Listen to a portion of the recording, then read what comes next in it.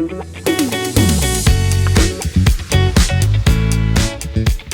to the BAMF Health podcast. So if I were to ask you, what healthcare professional do you think is the heart and the soul of a healthcare center or a healthcare system? Who would you say?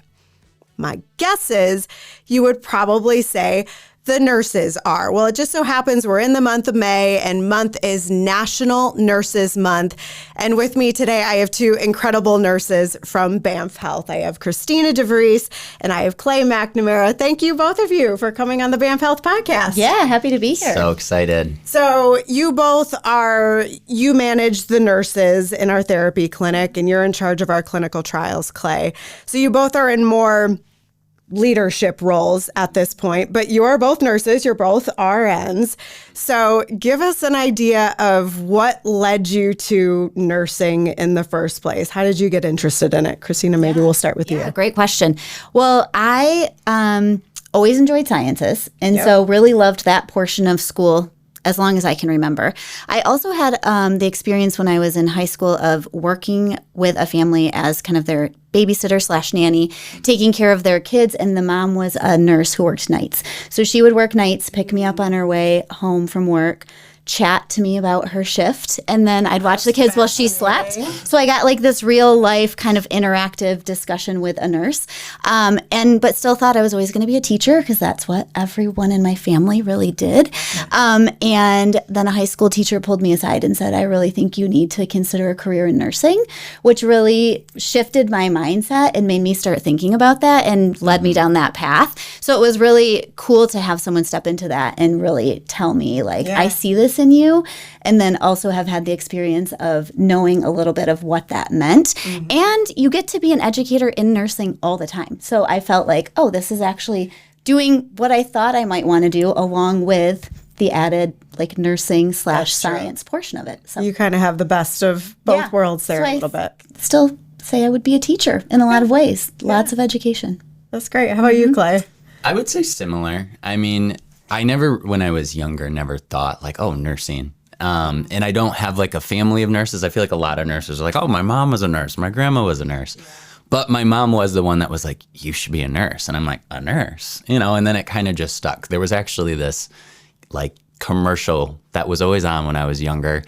I don't even know what company maybe it was for, but it was this male nurse like singing to like a pediatric, probably oncology patient, like while giving them an injection. And my mom was like, that could be you. And I'm like, okay, I guess that could be me.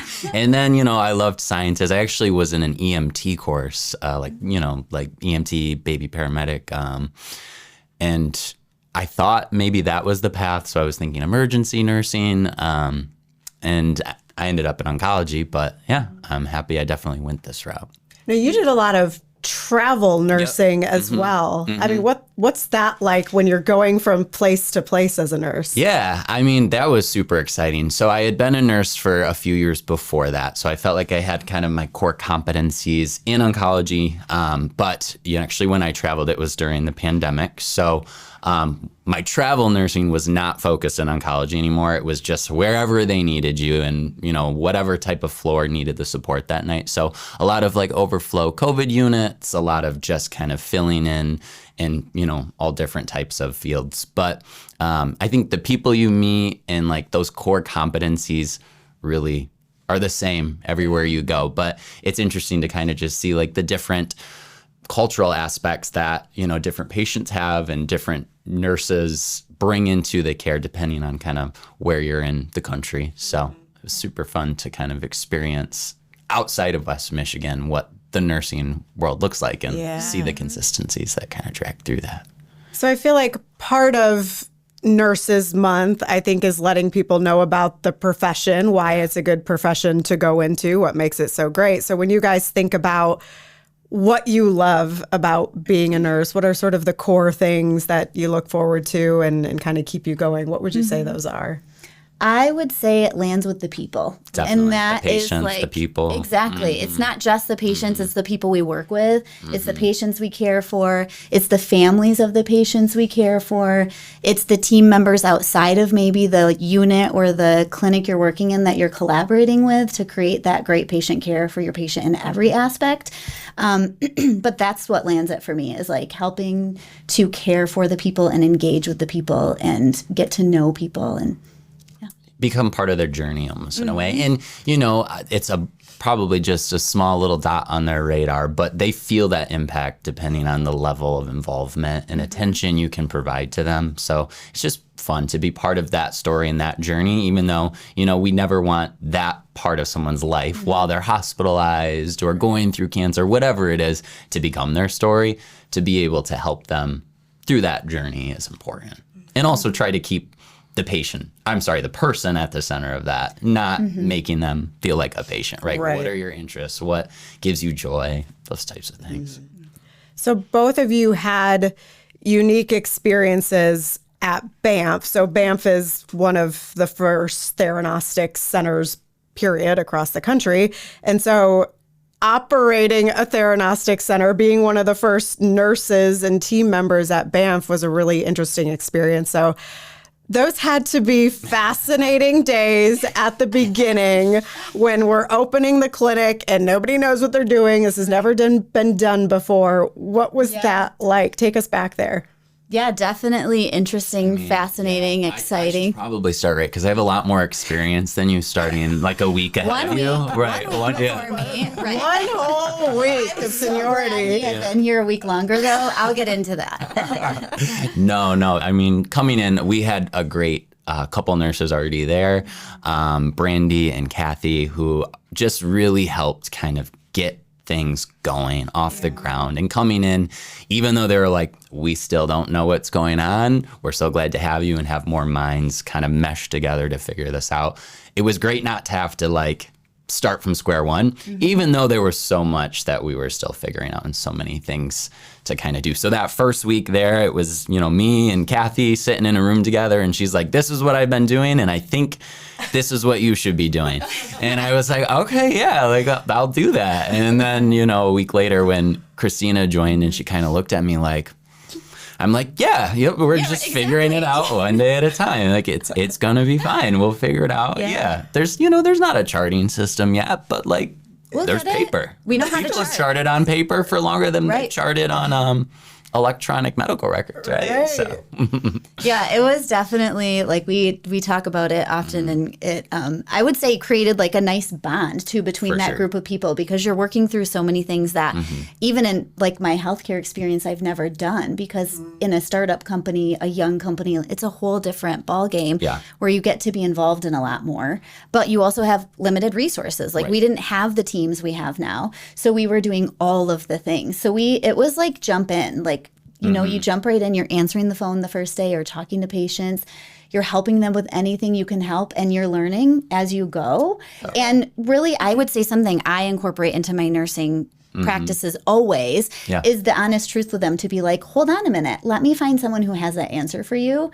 And that was what we did, and we worked together and we had our resources. And I do say, like, I was so glad Clay was there for a week earlier, because I was like, I have two people who can help me, because one person's always answering the phone. I will say part of the travel nursing thing, you got to learn really quick and you just roll with the flow. True. So like I was often like orienting new travelers within a week. So I'm like, we got this, And when you come in with that mindset of like, I'm jumping in and I'm doing that, for me is also the best way to learn. Right. So like watching you and sitting and reading things doesn't make as much of an impact as jumping in and doing it. So to jump in from day one, and we were doing all of the things like the auths for the patients, collecting the records, getting them set up with an appointment, calling their other offices, answering all their questions, and it was a really unique experience to have to do all of that, and then see from like looking back to right now how far we've evolved, and like the teams we do have in place and the processes we have now and the support that creates. It's been really cool. I think it allowed us to create maybe some of the pillars that still are definitely standard for what we do in nursing at BAMF, which is really just be like the best patient advocate we can. And like just when you start with that team of, just a few nurses and not maybe as many of the other roles that support nursing. You're doing and wearing all those hats, like Christina said, but you really become the patient's like handhold, not to say caretaker, but like really their guide of all of the steps, and they just get to know you. And it's, I don't know, I feel like any nurse and staff member we've brought on since then, it's just been like, this is what we do at BAMF. Mm-hmm. We put that extra 15 minutes all the time to make the difference for the patient. So. And I would say, like, we truly exemplify, like, what a nurse navigator does, because you are helping the patients navigate the healthcare system, not just within your office. But like Clay said, like, we're taking those extra steps to really say, like, you need help coordinating this appointment to line up with ours. Like, can we help make that phone call for you? Or can we help with some additional insurance paperwork or something? Yeah. Because that stuff is so hard when you're a patient in the healthcare system and trying to navigate all of that. So, and that nurse navigator role wasn't something that was around always before then too. So people often were saying to me, like, what is a nurse navigator? Like, what does that person do? And then you could truly explain, like, here's how we help these patients in their appointments here, and then to navigate everything they need from there and beyond. Mm-hmm. In that moment when we finally opened the doors and were effectively the only company in the area doing what we're doing, did you feel the weight of that, or how meaningful or what a big milestone it was to be the first to be offering that? Like, did you feel that at all? It's a great question. We had our grand opening the week I started. So that, talk about jumping in, like really jumping in. I remember getting there and they're like, can you stay late on our grand opening and tour everyone? And I was like, sure can. So it was again, like, the experience was amazing, and to see the community come together. And so I would say, like, I didn't feel it as a weight, but more of like an excitement of a path ahead. And like being able to offer that to patients and opening up this ability to provide for them something that wasn't necessarily readily available. Yeah. So more of an excitement, I would say. Yeah, I don't think I fully understood what we were doing, or really what radioligand therapy was, and more specifically Pluvicto that was one of the biggest things we were doing at that time. So, when my friends and family would ask me, like, so what is BAMF? What do you guys do? Like, I still couldn't fully answer it, but I was like, I don't know, but it's going to be really cool. And I mean, obviously that's turned out to be true. So, I think we're still trying to understand the scope of, like, what all can BAMF be, and it's so exciting to just watch how we've grown and shaped since that week and all of.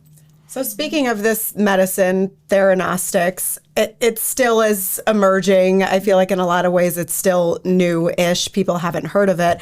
Is it different from working in general oncology, or are the principles generally the same when you're treating these patients? My oncology experience was mainly pediatrics from my work. I would say personal experience, I definitely had adult oncology, like experiences with family members and things. The basics, I would say, are the same, like your labs, how you're monitoring, the effects these treatments are having. So like I had a good core knowledge of what patients may have been through before they came to us, because we weren't the first line of treatment and we aren't the first line of treatment. And so like knowing that core knowledge of oncology is very similar.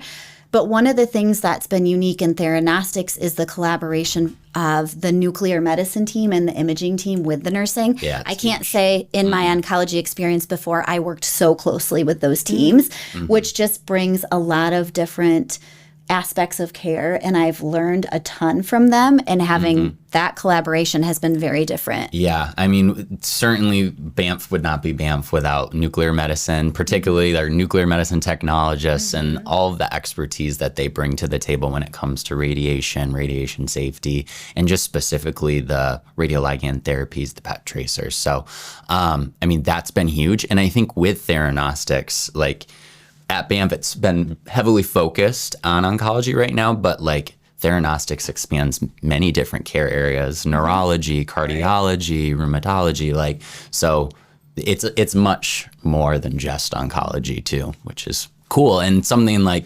coming from a background of oncology, it's been exciting to watch as we are working with different patient populations who need treatment and care, just like oncology patients do. And it's been fun to be able to kind of experience that.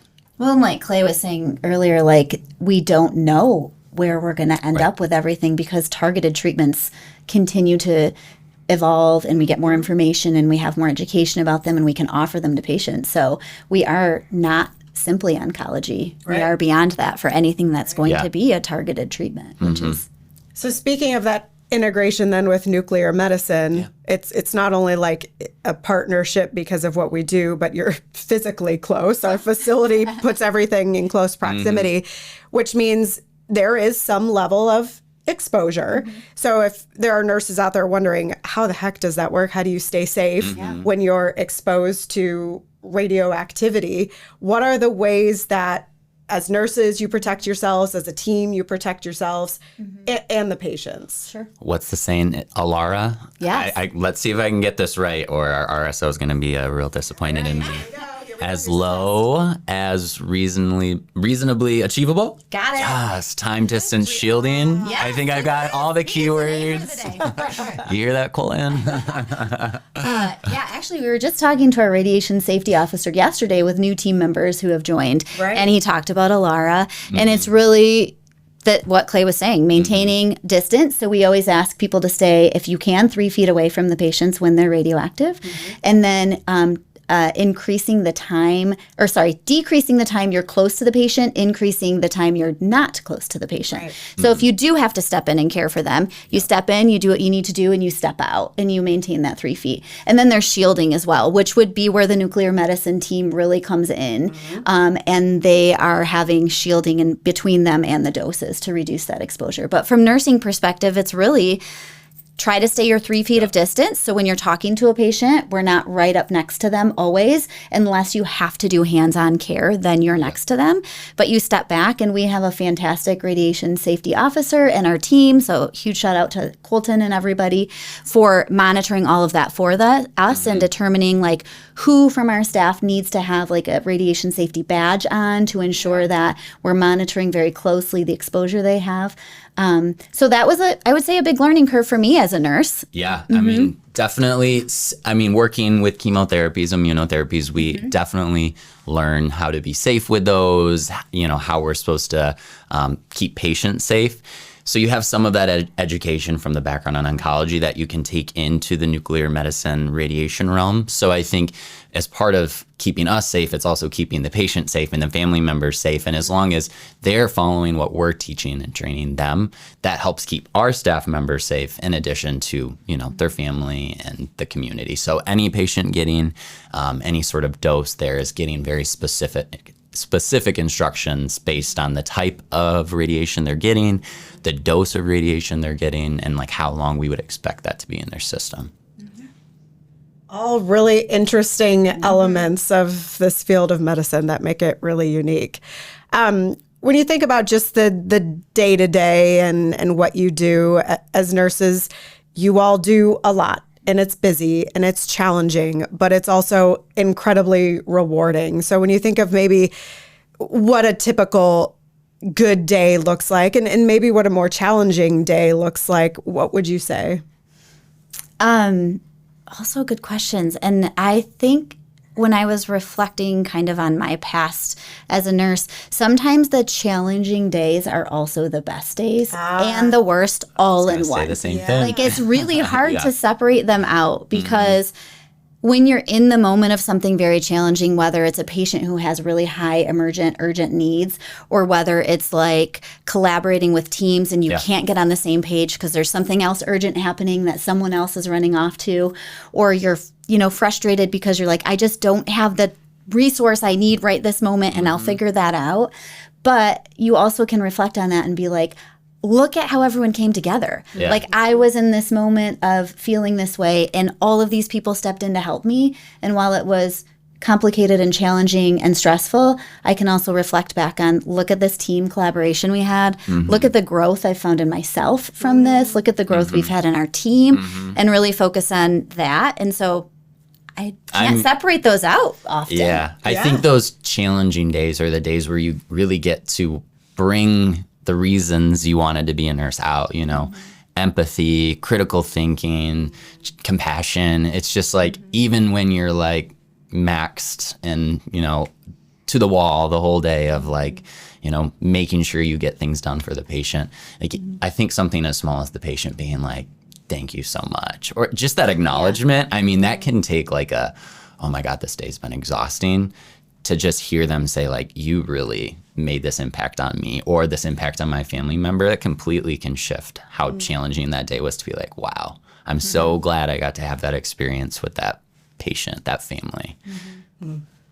So hopefully we've worth it, I guess. Yeah, hopefully we've convinced everyone that it's worth it. And if people are considering a career as a nurse, they're going, wow, this sounds really, really incredible. Is there elements of nursing that you feel like aren't talked about enough, that you would say, oh my gosh, people don't talk about this aspect of it enough, but it's a really incredible benefit to this profession?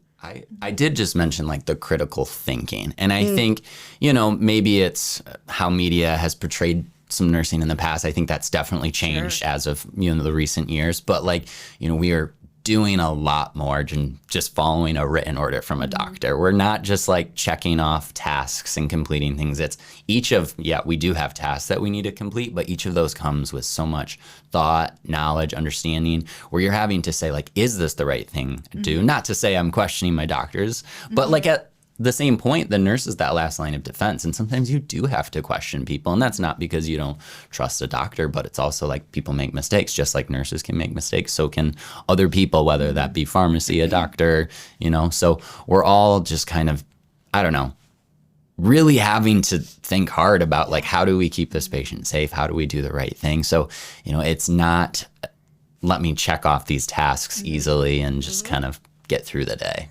Well, and sometimes we're the first person seeing the patient, and our responsibility is assessing that patient and trying to determine what is going on, and then reiterate that back to our providers to say, here's what I see, this, and this. And while you're doing that, you're critically thinking of, the patient gives me this response.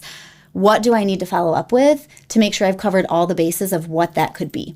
So like if you tell me you have a headache, well, I need to consider, what treatment have you received? Could that be a major side effect? What else could come with it? How do we determine if your headache is related to this treatment or something else? And then we have to report that back to the provider and say, they have a headache. And we don't just end there. We need to say, and I've already asked this, and we've gone through this, and give them all the information so the provider can make the decision without sending us back in the room too many times to ask more questions where we're like, okay, shoot, we didn't ask that part. So we're trying to preemptively think, too, in the way that they're critically thinking, to figure out, what do I need to anticipate they're going to ask me, and look at this patient as a whole, not just that one symptom or that one concern that's going on. Yeah, there's no autopilot. Right. Because if you're on autopilot, you're going to miss the little things that they say that trigger your brain to go, they just said this, so that means X, Y, Z. And every patient is different. And that's, I think, part of the uniqueness of being a nurse is like, you always get to experience different people, which is so fun and exciting. Yeah. And it also keeps your mind like very on top of things, because it's not just textbook. If this patient presents with this diagnosis, here's what they'll look like. Yes, it doesn't work that way. No two patients are the same. Exactly. Exactly. Okay, so speaking of those patient stories, because you guys have incredible stories, not only throughout your career, but at BAMF too. So we were talking about these earlier. What are some of your favorite stories with patients? Because it isn't just providing the care. Right. It's the fun moments, the interactions with people. Right. Well, if anyone's been on our social media sites, you'll see we do have patients who have brought in some instruments and done some concerts for us, which is super fun. We really love when patients get involved in that way. We need to get a BAMF band going, probably. I think so. Or maybe just have a closet of instruments that we can pull out at any moment. Yeah. All right. I love it. I got you. I'll be vocals. I'd like to see it. Please. You said it. I think that's actually Brandon. I'm pretty sure he sang vocals at one point. So I remember the very first patient at BAMF who brought in their instrument. We had this patient, very, very sweet man, who was telling us like his story, and he was blind and had been dealing with this majority of his life, I don't think his whole life, and had met his sweetheart at an older age living in the same like apartment complex. And he had written a song about her and when they had met and like their date over a spaghetti dinner. And we were like, we want to hear your song. Would you sing for us? And he asked if he could bring his guitar in, and then brought his guitar and did a whole little like concert in his room for us, with his significant other there just beaming in the corner. And it was just one of those moments where you realize like taking that extra moment to hear the story and to say, can you tell me more? Can you show me? Like creates a totally different bond and a lasting memory. Yeah. And so that is one of our favorites. And look where it's brought us. Like all of these patients who now are really showing us all of their talents and interests, and we love it. It's so fun. Yes. It is. We love our lobby concerts. Yes. And our patients do so. Yeah. I mean, I wish I had half the talent musically that these patients bring. It's not musical, but another patient story that, sticks with me. This was a patient that we had on multiple clinical trials. We were very close with him, his wife, as, a clinic as a whole, and they made very close relationships with all of us. And one of the clinical trials this patient was on required a lot of SPECT scans. A SPECT scan is a type of nuclear medicine imaging that helps us see how organs are functioning with different radio tracers. So, considering that it was called SPECT, the patient 2 times had made little jokes. So, the NMTs or the nuclear medicine technologists always make the patients empty their pockets before the scan. That way they don't have any keys or change or anything that may affect the image itself. And this time the patient pulled a potato out of his pocket. And he goes, to pull potatoes. Will you take my spectator? And they're like, what? He's like, my spectator. So obviously, the potato being the butt of the joke there. We all got a good laugh out of that. And then a few weeks later, he took another level and brought in a Mr. Potato Head that was all decorated with his little picture of a SPECT machine next to it. And that is still sitting with our clinical trial team as our spectator. Yeah. So it's just the little things like that. Those are so fun. Those are so fun. And I mean, as a nurse, you get to see the best and the worst a lot of times. Right. But man, those fun moments and those fun things are just really special. We have a few more minutes. Let's sell the idea of nursing again, if we haven't already. If you're not convinced by now, geez, I don't know what you're doing. So if we're always looking to build our team and hire nurses. So what are we specifically looking for? What is it we're looking for in a research nurse, or you're looking for in a Theranostics infusion nurse? Sure.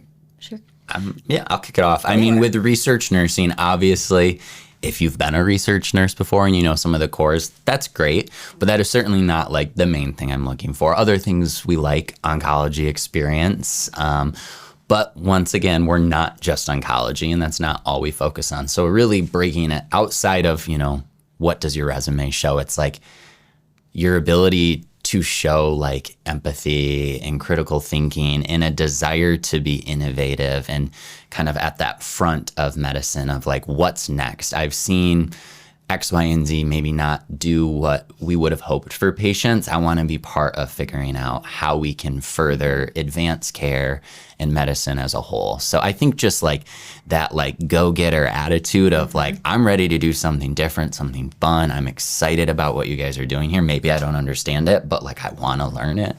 I think that just like excitement, engagement. For sure. And I would add on to that too from the clinic perspective. I mean, a lot of that's really still in line minus the clinical trials experience. You don't have to have it.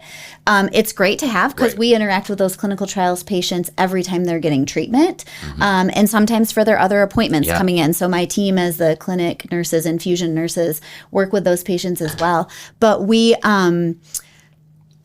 also are looking for, if you have an oncology background, that's helpful. But like we talked about, like it's not just oncology. So it's a background in nursing and having some information and already like a solid base of that.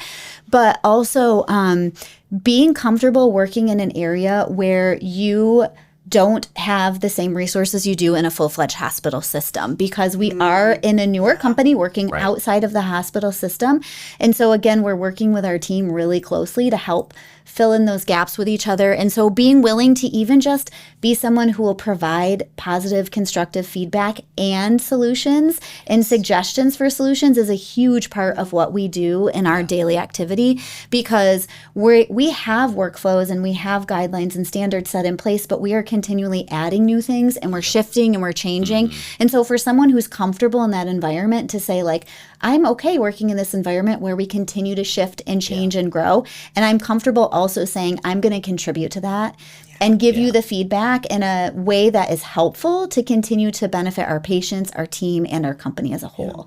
So it's a very unique place to be working as a nurse. So you get to experience things that you wouldn't necessarily elsewhere, and you get asked to be involved in different areas and aspects of healthcare that you wouldn't necessarily have the opportunity to do anywhere else. Yeah, that drive to be a part of the solution, not just have someone solve the problem for you, but like be engaged in wanting to like better, first of all, the company, but make it better for our patients is so important. We love to see that. And like, that's something that I think a lot of nurses want to do, and maybe in the health system they're in, they don't maybe have as much opportunity to do. Right. I think that's across the board at BAMF. You come to BAMF and you have an opportunity to do things and be a part of things within your scope that you wouldn't other places, just because we are growing and learning and this field of medicine is emerging and changing. So it's an awesome thing to be a part of. Definitely. All right. Well, thanks, guys. Yeah. I appreciate it. And happy Nurses Month to all of the nurses out there. If you want to learn more about our nurses, there's an article on our website that's going to feature all of our nurses, so you can learn a little bit more about what led all of them to nursing and to BAMF. So thanks again, guys. I appreciate it. Thanks for having us. Thank you. All right. And we'll see you next time.